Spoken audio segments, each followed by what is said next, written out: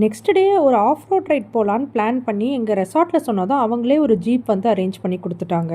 First எங்களை கூட்டிகிட்டு போன இடம் தான் உலுப்புனி டனல். இந்த டனல்குள்ளே தண்ணியில் பாறைங்களுக்கு நடுவில் அப்படியே ட்ரெக் பண்ணி ஒரு 3.5 கிலோமீட்டர்ஸ் நம்ம உள்ளே போகலாம். நாங்கள் கொஞ்சம் தூரம் அப்படியே வாக் பண்ணி போயிட்டு வெளியில் வந்துட்டோம். வீடியோ எடுத்துகிட்டே நடக்கிறதெல்லாம் கொஞ்சம் கஷ்டமாக தான் இருந்தது. இந்த டனலுக்கு ஆப்போசிட்லேயே உலுப்புனி ஃபால்ஸ் இருக்குது. ஃபால்ஸில் கொஞ்சம் கூட்டமாக இருந்ததுனால நாங்கள் அப்படியே மேலே பாறைங்களுக்கு நடுவில் உட்காந்து கொஞ்சம் நேரம் தண்ணியில் ஆட்டம் போட்டு அங்கேருந்து கிளம்பியாச்சு.